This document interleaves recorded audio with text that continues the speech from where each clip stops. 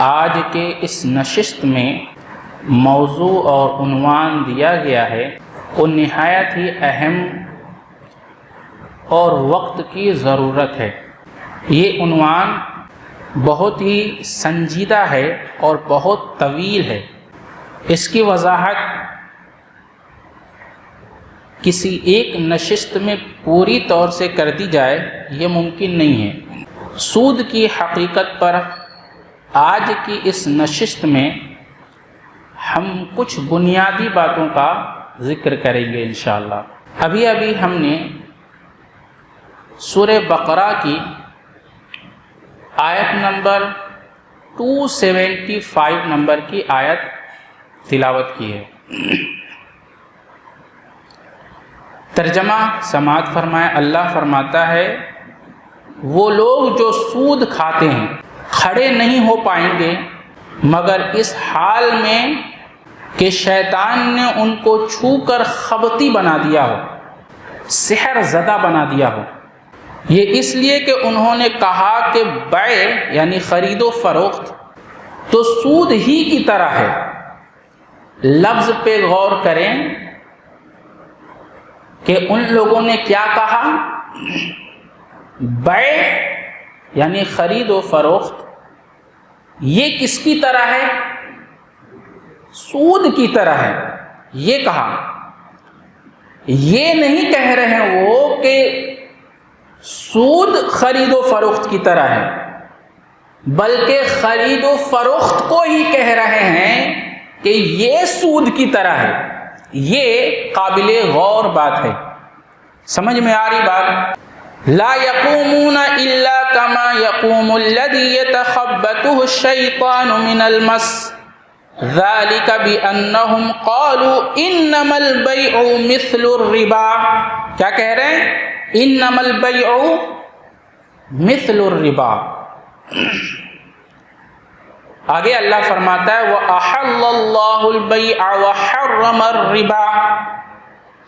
حالانکہ اللہ نے تو بیع کو یعنی خرید فروخت کو یہ تو حلال کیا ہے، جبکہ سود کو ربا کو اللہ نے حرام قرار دیا ہے۔ وَأَحَلَّ اللَّهُ الْبَيْعَ وَحَرَّمَ الرِّبَا فَمَنْ جَاءَهُ مَوْعِظَةٌ مِّن رَّبِّهِ فَانْتَهَىٰ فَلَهُ مَا سَلَفَ۔ آگے اللہ فرماتا ہے پھر جس کے پاس اس کے رب کی طرف سے کوئی نصیحت آئے پھر وہ باز آ جائے، اللہ کا حکم پہنچے اور اللہ کے حکم کو سر خم تسلیم کر کے وہ مان لے۔ اللہ نے جس چیز کو بھی حرام کیا ہے اس کو حرام جان لے اور اس حرام سے رک جائے، باز آ جائے، تو جو پہلے ہو چکا سو ہو چکا وہ اسی کا ہے، جو پہلے ہو چکا وہ اسی کا ہے، اور اس کا معاملہ اللہ کے سپرد ہے، اور جو دوبارہ ایسا کرے تو وہی آگ والے ہیں اور اس میں ہمیشہ رہنے والے ہیں۔ دوبارہ اگر کریں گے تو کون والے ہیں؟ وہ آگ والے ہیں، اور وہ کہاں رہیں گے؟ ہمیشہ رہیں گے۔ ایسا نہیں کہ نکال لیا جائے گا، کہاں رہیں گے؟ ہمیشہ رہیں گے۔ اس پر مختصر سی تشریح آپ اس آیت کی سماعت فرمائیں تاکہ یہ آیت اچھی طرح سے واضح ہو جائے۔ اللہ تبارک تعالیٰ نے اس آیت کے پہلے ٹکڑے میں کیا فرمایا؟ الذین یأکلون الربا، جو سود کھاتے ہیں وہ کیسے اٹھیں گے قیامت کے دن؟ اس طرح گویا کہ ان کو شیطان نے چھو کر خبتی بنا دیا ہو، یعنی ان کو وہ سحر زدہ کی طرح اٹھیں گے۔ یہاں ایک لفظ یاد رکھیں، اللہ نے یہ نہیں کہا کہ یہ مجنون کی طرح اٹھیں گے، جب پاگل ہو گیا، پاگلوں کی طرح نہیں ہے، وہ سحر زدہ آسیب زدہ شخص کی طرح۔ اچھا، یہ جو مجنون اور پاگل ہوتے ہیں جن کا دماغ کا سنتولن خراب ہو جاتا ہے ان لوگوں میں، اور ان کے جن پر آسیب ہو جاتا ہے، کیا فرق ہے؟ فرق کیا ہے؟ آپ کو سمجھ میں آتا ہے؟ اس کا فرق یہ ہے، آسیب زدہ شخص کو جب دورے پڑتے ہیں اور وہ اپنے حواس کھوتا ہے، یہ بیماری باہر سے اس کے اندر آتی ہے، اور جبکہ مجنون کا حال یہ ہے کہ یہ اس کے اندر کی خرابی ہے۔ سمجھ میں آ رہا؟ پاگل مجنون آدمی کی خرابی کہاں سے ہوتی ہے؟ وہ اس کے اپنے جسم کی خرابی، دماغ کی خرابی، اندر کی بیماری ہے، جبکہ آسیب زدہ شخص کا جو بیماری ہے وہ باہر کی بیماری اس کو لگتی ہے۔ یہ جو آسیب زدہ ہوتا ہے، اس کی جو دورے پڑتے ہیں، اس کے جو مرگی کے دورے آتے ہیں، یہ اس پاگل شخص کی طرح نہیں ہوتا۔ آئی بات سمجھ میں؟ دونوں میں فرق ہے۔ تو اللہ تبارک تعالیٰ نے آسیب زدہ شخص جس کو شیطان نے چھو کر خپتی بنا دیا، اس کے مانند بیان کیا کہ وہ ایسے اٹھائے جائیں گے۔ اس سے یہ بھی ثابت ہوا کہ شیطان انسان کو چھوتا ہے، اور چھو کر کیا کرتا ہے؟ اس کو آسیب زدہ کرتا ہے کہ نہیں؟ اس سلسلے میں بہت سی قرآن کی آیتیں اور احادیث مروی ہیں۔ تو اللہ فرماتا ہے کہ جو سود کھاتے ہیں وہ اس طرح اٹھیں گے جس طرح شیطان نے ان کو چھو کر پاگل بنا دیا ہو۔ دنیا میں بھی وہ بے پناہ حرص کی وجہ سے ان کی یہی حالت ہوتی ہے۔ اور الربا کا جو لفظ ہے، اس کا معنی ہوتا ہے، اس کا لغوی معنی ہے بڑھنا، اضافہ، کسی چیز میں زیادتی کا ہو جانا، یہ الربا اس کو کہتے ہیں۔ فَإِذَا أَنزَلْنَا عَلَيْهَا الْمَاءَ اهْتَزَّتْ وَرَبَتْ، اللہ فرماتا ہے، سورہ حج کی آیت نمبر 5 ہے، پھر جب ہم اس پر پانی اتارتے ہیں تو وہ لہلہاتی ہے اور ابھرتی ہے۔ وہ ربت، وہ کیا ہوتی ہے؟ وہ ابھرنے لگتی ہے، لہلہانے لگتی ہے۔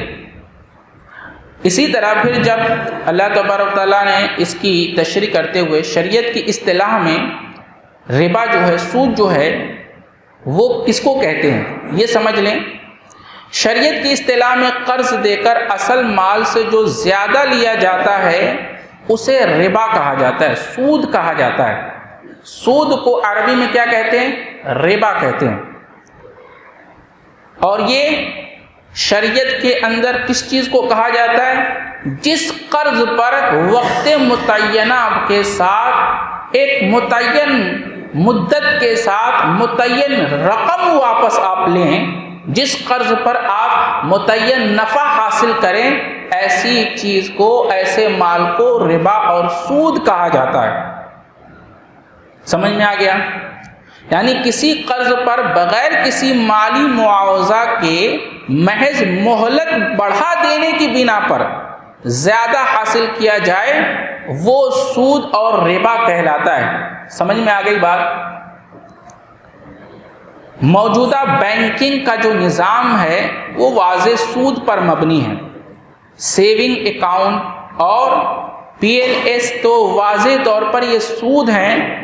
کرنٹ اکاؤنٹ میں اگرچہ سود نہیں دیا جاتا، مگر بینک وہ رقم کیا کرتی ہے؟ آگے سود پر چلاتی ہے۔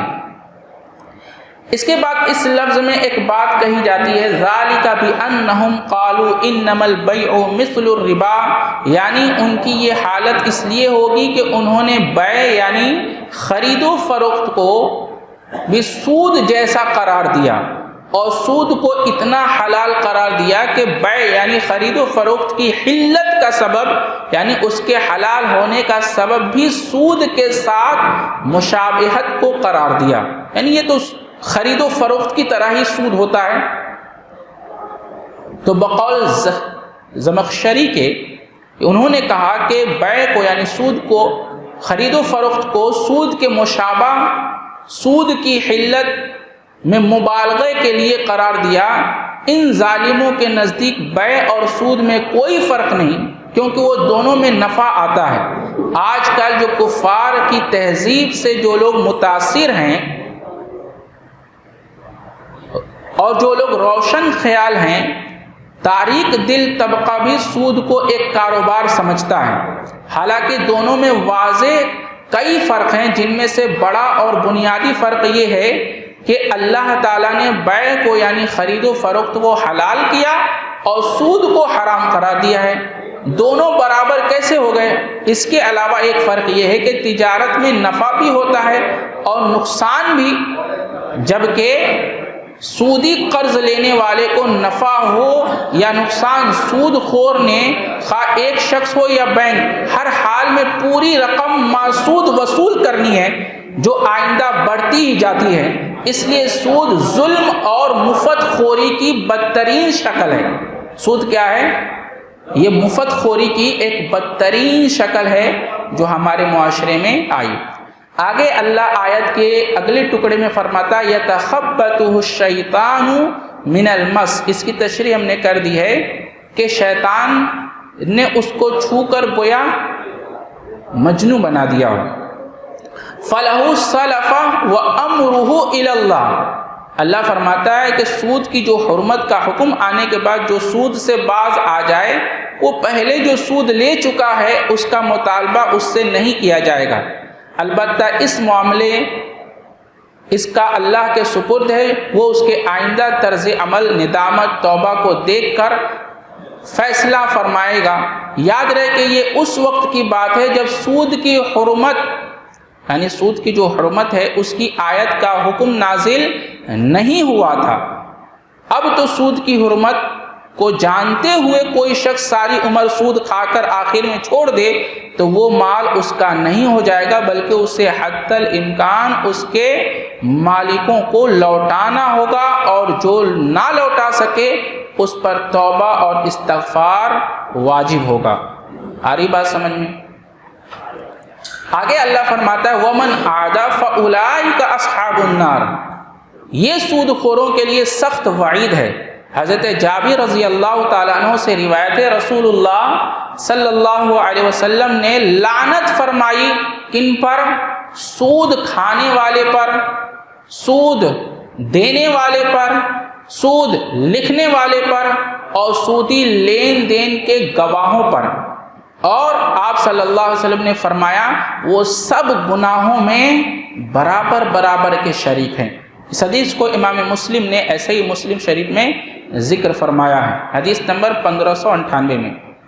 ومن عاد کے اس میں جو الفاظ ہیں اس کے معنی یہ کیے گئے ہیں کہ حرام قرار دیے جانے کے بعد بھی اگر کوئی خرید و فروخت اور سود کو برابر قرار دے، کہے کہ یہ تو خرید و فروخت کی طرح ہے، لین دین کی طرح ہے، اگر اس کو سود کو خرید و فروخت کے برابر سمجھے اور اس کو حلال جانے حرام نہ جانے، تو ایسا شخص جو کہ اللہ کی حرام کو حلال کرتا ہے لہٰذا وہ کافر ہوگا، اس لیے وہ ہمیشہ ہمیشہ کے لیے جہنم میں چلے گا۔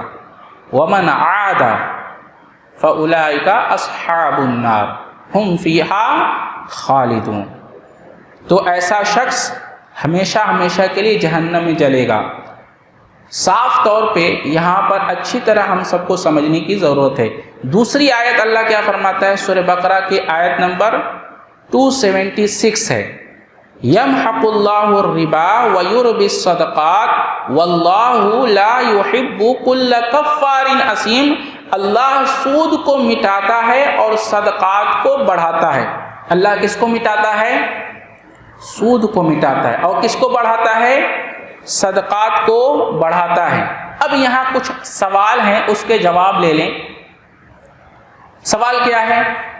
اللہ نے یہاں سود کو اور صدقے کو ایک آیت میں ایک ساتھ کیوں ذکر کیا؟ ایک سوال، جواب، اس لیے کہ سود کا خاتمہ ہو ہی نہیں سکتا جب تک کہ صدقات کے نظام کو نہ چلایا جائے۔ اللہ اکبر، سمجھ میں آ رہا؟ ہمارے معاشرے میں سود عام کیوں ہے؟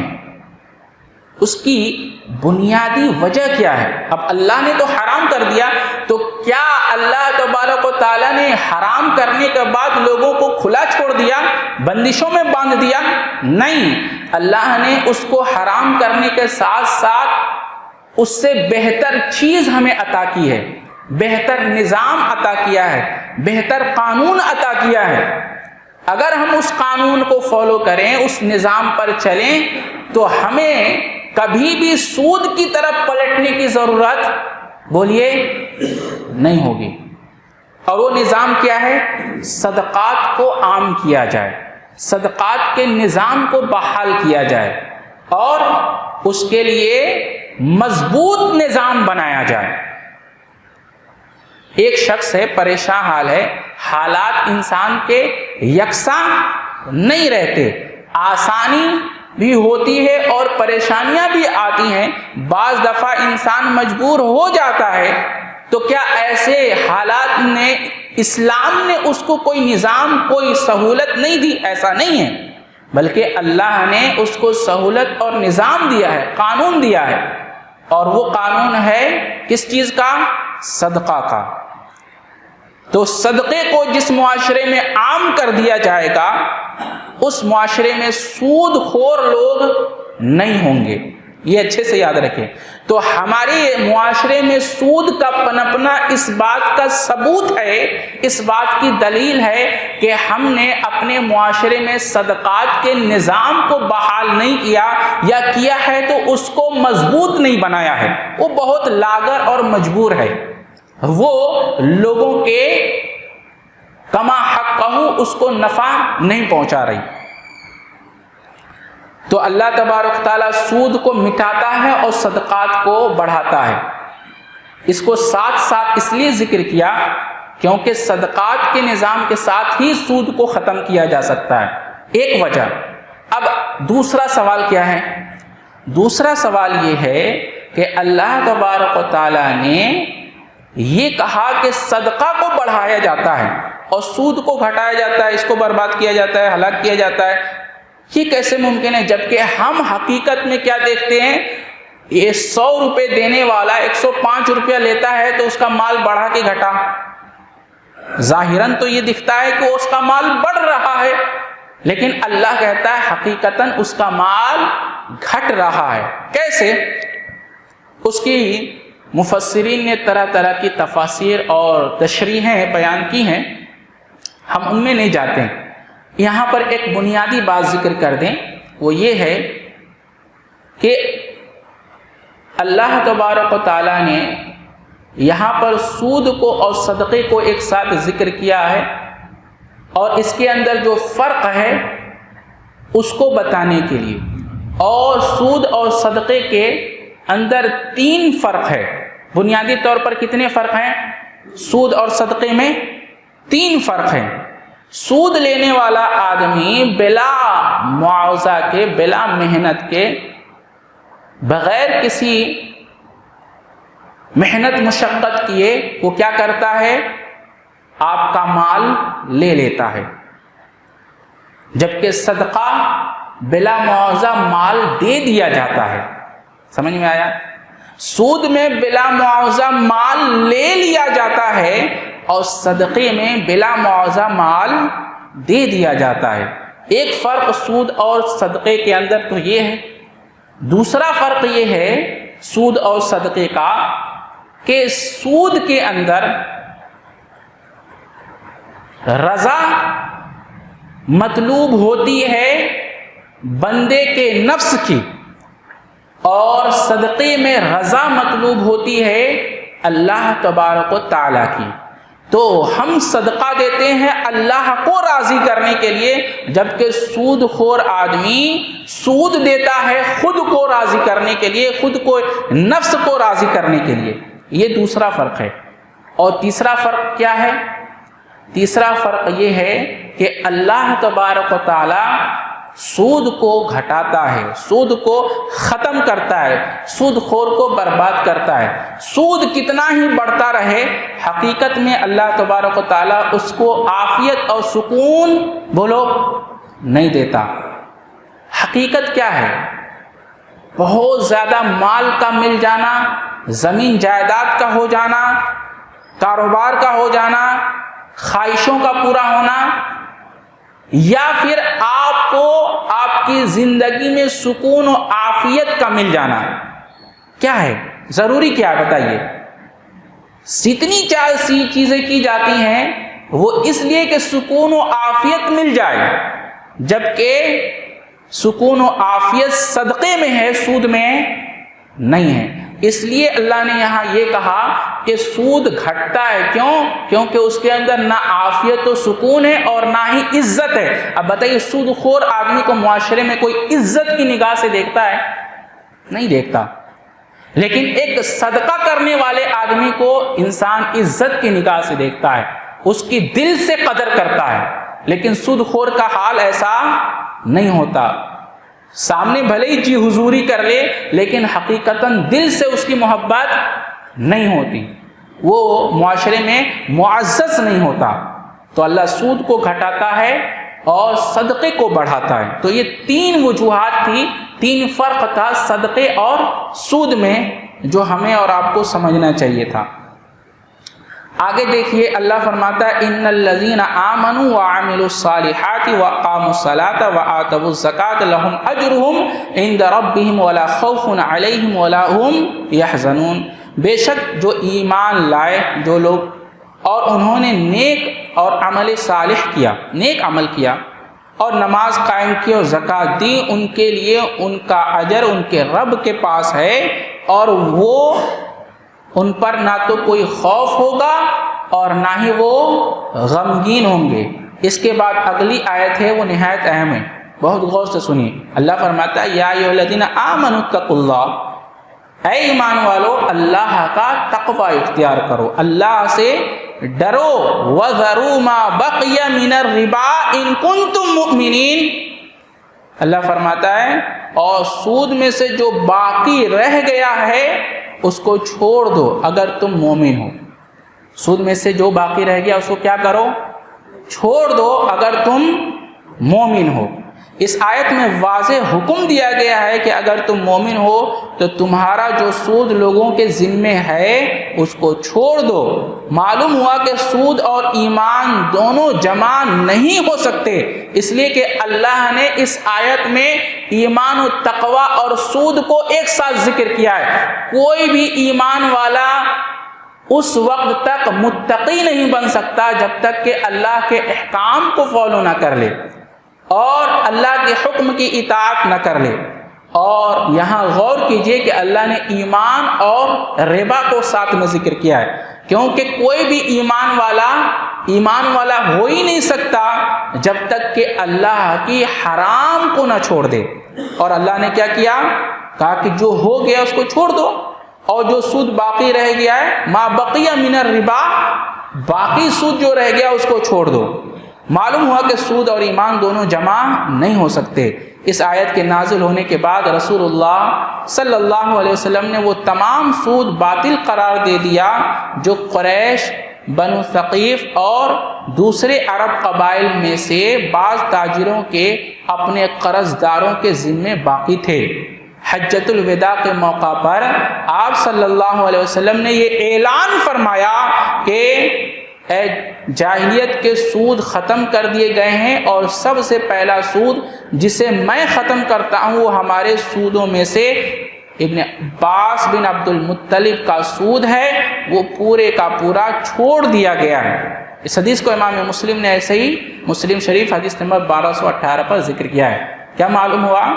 حجۃ الوداع کے موقع پر جس میں صحابہ کرام کی تعداد کم و بیش 1,24,000 کے لمسم تھی، اور آخری خطبہ تھا، اور آپ نے اس میں فرمایا تھا کہ شاید میں تم سے نہ مل سکوں۔ تو یہ جو خطبہ تھا آپ کا خطبہ یہ نہایت اہم تھا، اس میں کل 10 احکامات ذکر کیے ہیں رسول اللہ صلی اللہ علیہ وسلم نے۔ آپ کو موقع ملا تو انشاءاللہ کبھی حجۃ الوداع کے موقع پر جو رسول اللہ صلی اللہ علیہ وسلم نے تقریر کی ہے اس کی وضاحت اور اس کی تفسیر انشاءاللہ پیش کریں گے، ہماری اور آپ کی صحبت باقی رہی تو۔ بہت ہی جامع ہے، آپ اس کو پڑھیں، اس کو یاد کر لیں، اس پر عمل کریں۔ تو آخر وقت میں صحابہ کرام کو آپ نے حجۃ الوداع کے موقع پر آپ نے نصیحت کرتے ہوئے فرمایا کہ سود دور جاہلیت کا جو بھی سود تھا اب کیا ہوا، وہ ختم ہو گیا، لہٰذا جو باقی سود رہ گیا اس کو کیا کرنا چاہیے، چھوڑ دینا چاہیے۔ کیوں؟ اگر ایمان والے ہو تو چھوڑ دو، اللہ ایمان والوں سے ہی کہہ رہا ہے، سمجھ میں آ رہی بات؟ ایمان والوں سے ہی یہ بات کہی جا رہا ہے کہ اگر تمہارے پاس ایمان و تقوی ہے تو سود چھوڑ دو، اور اگر نہیں ہے تو پھر جو چاہو کر تو پھرو۔ جس کے دل میں ایمان اور تقوی نہیں ہے اللہ تو اس سے بات ہی نہیں کر رہا، اللہ تو اس کو حکم ہی نہیں دے رہا، یا حکم اس کے لیے ہے جو اللہ کے پر ایمان لاتا ہے اور اللہ کا تقوی اختیار کرتا ہے۔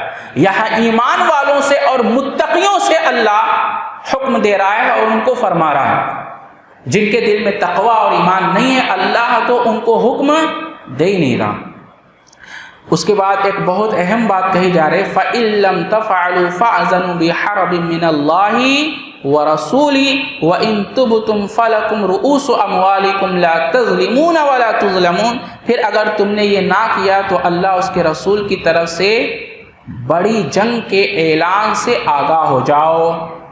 اگر اب بھی تم نہیں سدھرتے، اب بھی سود کو نہیں چھوڑتے تو اللہ کیا فرماتا ہے، پھر اللہ اور اس کی رسول کی طرف سے تمہیں کیا کر رہے ہو، اعلان جنگ کر رہے ہو۔ اب میں ایک بات کہوں، ایک جنگ ہوتی ہے کہ سامنے والا آپ پر وار کرے اور آپ اس پر وار کریں، آپ اس کے وار کو دیکھ رہے ہیں اور وہ آپ کے وار کو دیکھ رہا ہے، لیکن یہاں ایسی چوٹ پڑتی ہے نظر نہیں آتا، صرف انسان کی عقل ٹھکانے آ جاتی ہے۔ آئی بات سمجھ میں؟ یہ اندر سے مار پڑتی ہے، کدھر سے مار پڑتی ہے انسان کو دکھتا نہیں ہے، بس چوٹ لگتی رہتی ہے۔ آئی بات سمجھ میں؟ تو اللہ فرماتا ہے اگر تم اب بھی نہیں سدھرتے، ایمان کا دعویٰ کرتے ہو، اللہ سے ڈرنے کا دعویٰ کرتے ہو اور اس کے باوجود سود کھاتے ہو تو ایمان اور سود ایک پلڑے میں نہیں آ سکتے۔ آئی بات سمجھ میں؟ اگر تم پھر بھی نہیں سدھرتے تو یاد رکھو اللہ اس کے رسول سے جنگ کے لیے تیار ہو جاؤ۔ اس نے اعلان جنگ کیا، جس نے سود نہیں چھوڑا تو فَأَذَنُوا بِحَرْبٍ مِّنَ اللَّهِ وَرَسُولِهِ، تم اللہ اس کے رسول سے اعلان جنگ سے آگاہ ہو جاؤ۔ اور اگر توبہ کر لو، وَإِن تُبْتُمْ فَلَكُمْ رُءُوسُ أَمْوَالِكُمْ، اللہ فرماتا ہے اگر تم توبہ کر لو تو تمہارے لیے تمہارے اصل مال تمہارا ہی ہے، تمہارا جو اصل مال ہے وہ مال تو تمہارا ہی ہے۔ یہاں سود چھوڑنے کی بات ہو رہی ہے، اصل مال نہیں، جو تمہارا اصل مال ہے وہ تو تمہارا ہی ہے۔ رؤوس اموالکم لا تظلمون ولا تظلمون، اللہ فرماتا ہے نہ تم ظلم کرو گے اور نہ تم پر ظلم کیا جائے گا۔ تو تم بھی ظلم نہ کرو، تو تم ظلم نہ کرو تو تم پر بھی ظلم نہیں کیا جائے گا۔ اللہ تبارک تعالیٰ نے کتنے بہترین احکامات دیے ہیں۔ اب اس کے بعد جو احکام ہیں وہ نہایت اور اہم ہیں۔ میں جو آیتیں پڑھ رہا ہوں نا، آپ بھی اس کو پڑھیں، اس کی تشریحات پڑھیں۔ سورہ بقرہ آیت نمبر 275 سے پڑھتے جائیں، ٹھیک ہے؟ 275 سے یعنی 275 سے آپ ان آیتوں کو پڑھیں، اس کی ترجمہ، اس کی تفسیر کو پڑھیں۔ آگے فرماتا ہے اللہ وَإِن كَانَ ذُو عُسْرَةٍ فَنَظِيرَةٌ إِلَىٰ مَيْسَرَةٍ وَأَن تَصَدَّقُوا خَيْرٌ لَكُمْ إِن كُنتُمْ تَعْلَمُونَ، اور اگر کوئی تنگی والا پریشان حال ہو تو آسانی تک اس کو مہلت دو، لازم ہے، اور یہ بات کہ صدقہ کر دو تو تمہارے لیے بہت بہتر ہے اگر تم جانتے ہو۔ اب یہاں غور کیجئے کہ اللہ تبارک تعالیٰ نے سود پر تو مکمل طور سے پابندی لگا دی کہ اب سود نہیں لے سکتے، ٹھیک ہے؟ ہم پریشان حال ہیں، ہمارے اوپر مصیبت آ گئی ہے، اب مجھے پیسوں کی ضرورت ہے، میں کہاں جاؤں، میں کیا کروں؟ کوئی صدقہ دینے والا بھی نہیں ہے کہ مجھ پر صدقہ دے، تو میں کیا کروں؟ اب آگے اللہ فرماتا ہے قرض دو۔ اللہ اکبر، کیا احکامات ہیں! کیا کہتا ہے اللہ؟ قرض دو، اور صرف یہ نہیں کہ قرض دو، آگے کہتا ہے کہ قرض دینے کے ساتھ ساتھ دیکھو کہ وہ تنگ حال ہے تو مہلت دو۔ اللہ اکبر! بتائیے جس کے پاس ایسے احکامات ہو، جس کے پاس ایسی تعلیم ہو، وہ قوم ذلیل ہو اور سود کی طرف جائے، کتنی بڑی ذلت کی بات ہے۔ تو ایک طرف تو اللہ نے سود کے ساتھ صدقے کو ذکر کیا، اور دوسری طرف اللہ تعالیٰ نے جنگ کا اعلان کرنے کے بعد لازم فوراً مان بعد دوسری آیت میں حکم دیتا ہے وَإِن كَانَ ذُو عُسْرَةٍ فَنَظِيرَةٌ إِلَىٰ مَيْسَرَةٍ، اور اگر کوئی تنگی والا ہو تو اس کو آسانی تک مہلت دو۔ کس معاملے میں؟ قرض کے معاملے میں۔ اس کو قرض دو، اور قرض دینے کے بعد اگر اس کے استطاعت نہیں ہو پا رہی ہے دینے کی، تم دیکھ رہے ہو وہ پریشان حال ہے، وہ مصیبت زدہ ہے، وہ بیماریوں سے یا کسی بھی طرح سے مصیبت میں ہے، گرفتار ہے، پریشان حال ہے، تو اللہ کہتا ہے اس کو مہلت دو یہاں تک کہ اس کے اوپر آسانی آ جائے، وہ مشکلات، وہ پریشانیوں سے نکل جائے۔ اللہ اکبر۔ اس کے بعد ٹھیک ہے ایسا کر لیا، اس کے بعد ایک اور اس سے بھی بڑی بات کہی جا رہی ہے، وہ کیا ہے؟ وہ دل کی تختی پر لکھ لیں اور اس کو لے کر جائیں۔ کیا فرماتا ہے اللہ؟ وَأَن تَصَدَّقُوا خَيْرٌ لَكُمْ۔ اللہ اکبر۔ اللہ ہم سب کو اس کی توفیق دے۔ اللہ فرماتا ہے اور یہ بات کہ صدقہ کر دو تو خیر لکم، تمہارے لیے تو بہت بہتر ہے، اس سے اچھی کیا بات ہو سکتی ہے؟ خیر لکم۔ ایک شخص پریشان حال ہے، مہلت دے رہے ہو، مہلت دینے کے بعد بھی ہم کیا دیکھتے ہیں کہ وہ شخص میرا قرض ادا کرنے کی استطاعت نہیں رکھ پا رہا، میرا قرض نہیں دے پا رہا، مہلت دینے کے بعد بھی اس کے پاس اتنی طاقت نہیں، آمدنی نہیں، اتنا اس کے پاس بجٹ نہیں بن پا رہا کہ وہ آسانی کے ساتھ میرا قرض مجھے لوٹا سکے، تو اللہ کہتا ہے وَأَن تَصَدَّقُوا خَيْرٌ لَكُمْ، کہ تم اس پر صدقہ کر دو تو یہ تمہارے لیے بہت بہتر ہے، خیر لکم، تمہارے لیے بہت بہتر ہے۔ اور آگے اللہ فرماتا ہے ان کنتم تعلمون، اگر تم جانتے ہو، اگر تمہارے پاس علم ہے۔ زمانہ جاہلیت میں قرض ادا نہ کرنے کی صورت میں سود در سود سے اصل رقم میں اضافہ ہوتا جاتا، آج بھی ہے، سود پہ سود لیا جاتا، ایک متعین وقت رہتا ہے، 2 مہینے 3 مہینے سود نہیں دے سکا، کیا کرتے ہیں وہ جو سود کے بعد جو بجٹ بنتی ہے اس سود پر بھی سود جوڑا جاتا ہے۔ آ رہی بات سمجھ میں؟ ایسا ہوتا ہے۔ تو یہ زمانہ جاہلیت میں سود در سود سے اصل رقم میں اضافہ ہوتا جاتا ہے، جس سے تھوڑی سی رقم ایک پہاڑ بن جاتی ہے اور اس کی ادائیگی ناممکن ہو جاتی ہے۔ آج کل بھی یہی صورتحال ہے۔ اس کے برعکس اللہ تبارک و تعالیٰ نے حکم دیا کہ کوئی تنگ دست ہو تو سود تو درکنار، آسانی تک اس کو مہلت دو، اور اگر قرض بالکل معاف کر دو تو یہ تمہارے لیے زیادہ بہتر اور اچھی بات ہے۔ احادیث میں اس کی بڑی فضیلت آئی ہے، چند احادیث میں آپ کے گوش و گزار کر رہا ہوں، بہت غور سے سنیں اور لے کر جائے۔ اللہ کے رسول صلی اللہ علیہ وسلم نے فرمایا کہ جس نے کسی تنگ دست کو مہلت دی تو اسے ہر دن اس قرضے کے برابر اللہ تبارک و تعالیٰ صدقے کا ثواب دیتا ہے۔ سبحان اللہ، کتنی اچھی بات ہے۔ اگر کوئی تنگ دست ہے، آپ کا قرض لیا ہے، اور اگر آپ نے اس کے تنگ دستی میں آپ نے اس کو مہلت دی تو ہر دن کے بدلے، اس قرض کے بدلے اللہ تبارک و تعالیٰ ہر دن اس قرضے کے برابر صدقے کا ثواب عطا فرماتا ہے۔ پھر میں نے آپ کو یہ فرماتے ہوئے سنا، راوی فرماتے ہیں جس نے کسی تنگ دست شخص کو مہلت دی تو اسے ہر دن اس قرض سے دگنا صدقے کا ثواب اللہ عطا فرماتا ہے۔ میں نے عرض کی اے اللہ کے رسول صلی اللہ علیہ وسلم، میں نے آپ کو یہ فرماتے ہوئے سنا کہ جس نے کسی تنگ دست کو مہلت دی تو اسے ہر دن اس قرض کے برابر صدقے کا ثواب ملے گا۔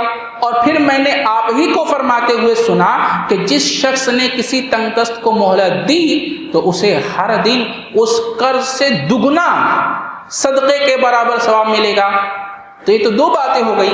تو آپ صلی اللہ علیہ وسلم نے فرمایا قرض چکانے کی مدت تک اسے قرض کے برابر صدقے کا ثواب ملے گا، اور اگر قرض چکانے کی مدت کے آنے پر مہلت دے تو اسے قرض سے دگنا صدقے کے برابر ثواب ملے گا۔ سبحان اللہ و بحمدہ، سبحان اللہ العظیم۔ کتنی اہم اور عظیم نصیحتیں ہیں۔ امام احمد نے اس حدیث کو مسند احمد میں ایسے ہی ذکر کیا، قرض کی مدت متعین تھی، اس دن دیں گے تو اس دن تک آپ مہلت دے رہے ہیں تو ہر دن کے بدلے جو آپ نے جتنا قرض دیا ہے اس کے صدقے کا ثواب ہے، اور مدت آنے کے بعد اس کو مہلت دے رہے ہیں تو جو قرض آپ نے دیا ہے اس کا دگنا صدقے کا ثواب۔ سبحان اللہ بحمدہ، سبحان اللہ العظیم۔ اس کے بعد رسول اللہ صلی اللہ علیہ وسلم نے فرمایا، جس نے اپنے قرض دار کو مہلت دی یا قرض معاف کر دیا تو اللہ تبارک تعالیٰ اسے قیامت کے دن اپنا سایہ عطا فرمائے گا۔ امام مسلم نے اس حدیث کو مسلم میں حدیث نمبر 3006 پر ذکر فرمایا ہے۔ معلوم کیا ہوا؟ معلوم یہ ہوا کہ اللہ تبارک و تعالیٰ حکم دیتا ہے قرض دینے کی، اور قرض دینے کے بعد حکم دیتا ہے مہلت دینے کی، اور مہلت دینے کے بعد بھی حکم دیتا ہے کہ تم دیکھو کہ تنگ دست ہے تو اس کو کیا کرو؟ صدقہ کر دو، صدقہ کر دو۔ وہ نہیں دے پا رہا نا، وہ نہیں دے پا رہا تو میرے بندے تو صدقہ کر دے اور آ میرے پاس کہ میں تیرا قرض واپس کروں گا۔ اللہ اکبر۔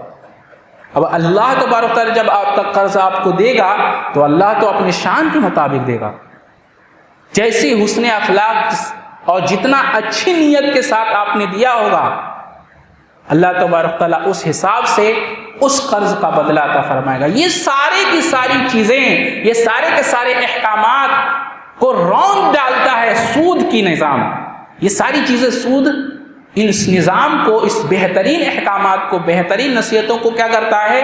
رونق ڈالتا ہے۔ یہ ساری چیزیں ختم ہو جاتی ہیں، اور اس کے بعد پورے قرآن میں ایک سب سے بڑی آیت ہے، اور اس آیت میں اللہ تبارک تعالیٰ نے قرض دینے اور لینے کے احکامات ذکر کیے ہیں۔ آپ کو معلوم ہے پورے ایک صفحے پہ پھیلی ہوئی ہے، ایک صفحے پہ۔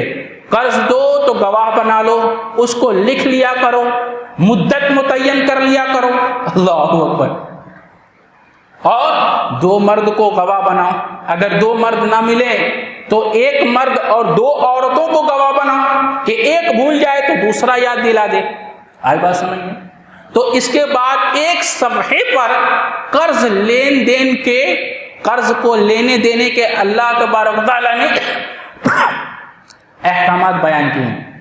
اللہ تعالیٰ کوئی زائد چیز قرآن میں ذکر نہیں کرتا، لیکن جس مسئلے کو اللہ تبارک تعالیٰ نے پورے ایک صفحے پر بیان کرے، اور قرآن میں وہ آیت سب سے بڑی اور سب سے بڑی آیت ہے، تو اس احکام کی کتنی اہمیت اور فضیلت ہوگی۔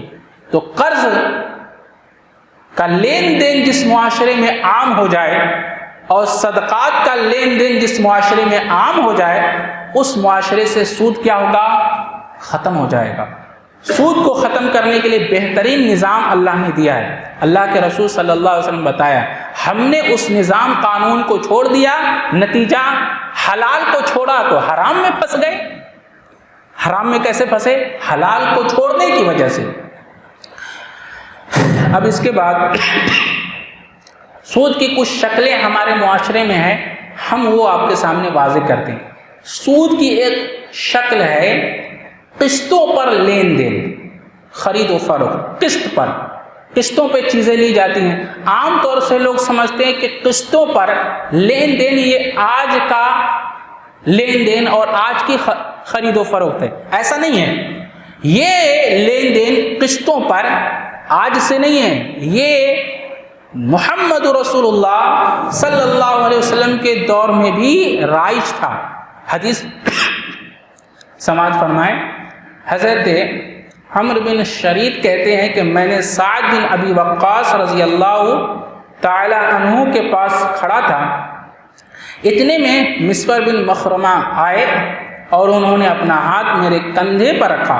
اتنے میں رسول اللہ صلی اللہ علیہ وسلم کے غلام ابو رافع آ گئے۔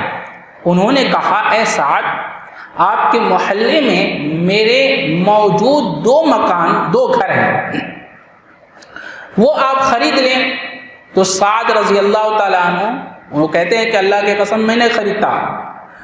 تو حضرت مسور جو ہے وہ کہنے لگے کہ اللہ کی قسم آپ کو ضرور خریدنی ہوں گی، تب سعد رضی اللہ تعالیٰ عنہ نے کہا میں 4000 درہم سے زیادہ نہیں دوں گا اور وہ بھی قسطوں میں دوں گا، تھوڑی تھوڑی قسطوں میں دوں گا۔ ابو رافع نے کہا کہ مجھے ان گھروں کے 500 دینار نقد ملتے تھے، اور اگر میں نے رسول اللہ صلی اللہ علیہ وسلم کو یہ فرماتے ہوئے نہیں سنا ہوتا کہ پڑوسی اپنے پڑوس کی وجہ سے زیادہ حق رکھتا ہے تو میں آپ کو یہ گھر 4000 درہم میں نہیں دیتا، جبکہ مجھے اس کے 500 دینار جو ہے وہ نقد ملتے تھے۔ 500 دینار کیا مل رہے تھے؟ نقد مل رہے تھے، جبکہ آپ 4000 دینار کیا دے رہے ہیں؟ قسطوں میں دے رہے ہیں۔ تو آپ اگر میرے پڑوسی نہ ہوتے تو میں آپ کو نہیں دیتا، لیکن چونکہ رسول اللہ صلی اللہ علیہ وسلم سے پڑوسیوں کے حقوق کے تعلق سے ہم نے حکم سنا ہے، حق سنا ہے کہ پڑوسی کا حق ہوتا ہے، اس وجہ سے میں آپ کو دے رہا ہوں۔ اس حدیث کو امام بخاری نے بخاری میں حدیث نمبر 2258 پر ذکر کیا۔ کیا معلوم ہوا؟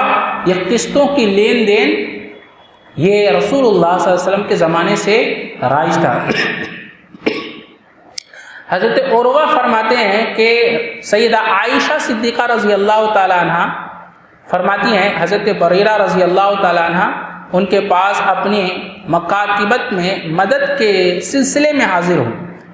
اس کے ذمہ 5 اوقیہ چاندی تھی جو اس نے 5 سالانہ قسطوں میں ادا کرنی تھی۔ اس حدیث کو امام بخاری نے حدیث نمبر 2560 پر ذکر کیا۔ کیا معلوم ہوا کہ یہ جو قسط پر لین دین ہے یہ اس وقت میں بھی رائج تھا، لیکن یہ قسطوں کی لین دین جو ہے یہ کس صورت میں جائز ہے؟ اس سلسلے میں 2 باتیں قابل غور ہیں۔ نقد اور ادھار دونوں صورتوں میں ایک ہی قیمت ہو، الگ الگ نہ ہو۔ نقد میں بھی اس کی قیمت، اگر آپ کوئی موبائل 12,000 کی لے رہے ہیں اور اس کی 6 قسطیں بن رہی ہیں 2,000 کی، تو وہ 12,000 کی موبائل 6 قسطوں میں 12,000 جب نقد لے رہیں گے تب بھی وہ اتنی کی ہو۔ آپ نقد 12,000 کی موبائل فوراً لے رہے ہیں، اس کا دام 12,000 ہے، اور آپ قسطوں میں 6 مہینے پر لے رہے ہیں 2,000 کی قسطیں دے کر، تب بھی اس کی قیمت 12,000 ہو، 13,000 اور 15,000 نہ ہو، تب تو ٹھیک ہے۔ لیکن اگر اس کی قیمت بڑھ جائے، اصل قیمت اس کی بڑھ جائے اور وہ 12 کے بجائے 15 ہو جائے اور اس کی قسط بنے، تو پھر یہ جائز بولیے نہیں ہے۔ تو نقد اور ادھار میں چیز کی قیمت ایک ہی ہو، زیادہ نہ ہو، تو ایسی قسطوں پر وہ چیز لینی درست ہے۔ دوسرا، ادھار میں نقد سے زیادہ قیمت وصول کی جائے، مثلا یوں کہا جائے کہ یہ چیز نقد 100 روپے کی اور ادھار 110 کی ہوگی، اس کے بارے میں 2 نقطۂ نظر پائی جاتی ہیں۔ بعض لوگ نقد اور ادھار والی بیع کو یعنی خرید و فروخت کو جائز قرار دیا ہے۔ اس میں کچھ علماء کرام ہیں، امام شوکانی رحمہ اللہ علیہ اور اہل الحدیث کے کبار علماء میں سید نذیر حسین دہلوی رحمہ اللہ علیہ، نواب صدیق حسن خان اور حافظ عبداللہ محدث روپڑی اور شیخ ابن باز سمیت بعض عرب علماء اسی کے قائل ہیں۔ لیکن دوسرے لوگ جو نقد اور ادھار والی خرید و فروخت کو ناجائز کہتے ہیں، ان کے چند دلائل ملاحظہ ہوں۔ وہ کہتے ہیں، حضرت ابو ہریرہ رضی اللہ تعالیٰ عنہ راوی ہیں، کہتے ہیں رسول اللہ صلی اللہ علیہ وسلم نے فرمایا، نہا رسول اللہ صلی اللہ علیہ وسلم عن بیعتین فی بیع، رسول اللہ صلی اللہ علیہ وسلم نے ایک بیع میں 2 بیع کو، 2 خرید و فروخت سے منع کیا، یعنی ایک وقت میں آپ ایک چیز کو خرید رہے ہیں لیکن اس پر 2 خرید و فروخت جائز نہیں ہے، جبکہ قسطوں میں جب ادھار دی جاتی ہے اور جب اس کو بڑھا دیا جاتا ہے، اصل رقم کو بڑھا دی جاتی ہے، تو ایک بیع میں 2 بیع ہو گئی، لہٰذا یہ جائز نہیں ہوگی۔ سمجھ میں آ رہا ہے یا نہیں آ رہا ہے؟ اگر آپ کوئی چیز 100 روپے کی لے رہے ہیں فوراً، لیکن اسی چیز کو آپ 3 مہینے کی قسط میں لے رہے ہیں تو 3 مہینے کی قسط میں وہ 120 روپے کی ہو جاتی ہے، تو یہ جائز بولیے نہیں ہے۔ اب سمجھ میں آ گیا۔ دوسری حدیث ہے حضرت عبداللہ بن مسعود رضی اللہ تعالیٰ عنہ کی، فرماتے ہیں رسول اللہ صلی اللہ علیہ وسلم نے فرمایا نہا رسول اللہ صلی اللہ علیہ وسلم عن صفقتین فی صفقۃ واحدہ، کہ آپ صلی اللہ علیہ وسلم نے ایک سودے میں 2 سودوں سے منع کیا ہے۔ اس حدیث کو امام احمد نے مسند احمد میں ایسے ہی ذکر فرمایا ہے۔ سیدنا عبداللہ بن مسعود رضی اللہ تعالیٰ عنہ اس کی تشریح فرماتے ہوئے کہتے ہیں کہ انسان سودا کرتے ہوئے یہ کہے کہ ان کان بنقد فبکذا وان کان بنصیحۃ فبکذا، کہ اگر نقد ہو تو اتنے ہیں اور اگر تم ادھار میں دو تو اتنا دیں گے۔ نقد ہو تو 100 ہے اور اگر ادھار دو تو 120 ہے، 150 ہے۔ تو اس کی تشریح خود حضرت عبداللہ بن مسعود نے فرمائی۔ تو معلوم کیا ہوا، پہلے موقف کے حاملین کی رائے کا احترام کرتے ہوئے ہمیں یہ بات سمجھ آتی ہے کہ ایک چیز کی 2 ریٹ قائم کرنا، پھر نقد اور ادھار میں فرق کر کے سودا خریدنا اور بیچنا جائز نہیں ہے، ٹھیک ہے۔ تو یہ ایک صورت ہو گئی قسطوں کی لین دین کی۔ اسی تعلق سے ایک اور چیز ہے جو بہت عام ہے، وہ ہے شیئر مارکیٹ۔ بعض نوجوان اس میں ہمارے پڑے ہوئے ہیں، اس کا کیا حکم ہے شیئر مارکیٹ کا؟ آج کے دور میں شیئر مارکیٹنگ کا دور ہے، وہ اس طرح کہ نامور کمپنیاں لوگوں میں اپنی کمپنیوں کے حصے فروخت کرتی ہیں۔ جو شخص کسی کمپنی کا شیئر خریدتا ہے وہ اس کمپنی کا شیئر ہولڈر بن جاتا ہے۔ سال میں کمپنی اپنے نفع یا نقصان کے حساب سے اپنے شیئر ہولڈروں میں نفع یا نقصان کیا کرتی ہے؟ تقسیم کرتی ہے، بانٹتی ہے۔ جب کمپنی فائدے میں ہو تو اس کے شیئر کی قیمت میں کیا ہوتا ہے؟ اضافہ ہو جاتا ہے، بڑھ جاتا ہے، اور جب کمپنی گھاٹے میں ہو تو اس کے شیئر کی قیمت گر جاتی ہے، اور اس کے شیئر ہولڈروں کو بسا اوقات ناقابل تلافی نقصان بھی اٹھانا پڑ جاتا ہے۔ شیئر مارکیٹ میں سرمایہ لگانے کے متعلق علماء کے مختلف رائے ہیں، الگ الگ رائے ہیں۔ کچھ اسے اس لیے جائز قرار دیتے ہیں کہ اس میں کوئی متعین سود نہیں اور نفع اور نقصان دونوں کا احتمال ہے، اس لیے بعض علماء اس کو جائز کہتے ہیں، اور بعض علماء کا خیال یہ ہے کہ دور حاضر میں شیئر مارکیٹ سٹے کا ایک عظیم کاروبار بن چکا ہے۔ اس میں اکثر ایسا ہوتا ہے کہ درمیان کے دلال لوگوں کا سرمایہ لے کر رفو چکر ہو جاتے ہیں، اور بعض بیچارے جو عوام ہیں وہ اپنے خون پسینے کی گاڑھی کمائی منٹوں میں ان کی برباد ہو جاتی ہے، اور شیئر مارکیٹ میں اس طرح کی ڈوبی ہوئی رقم کو دوبارہ حاصل کرنے کا کوئی سسٹم موجود نہیں ہے۔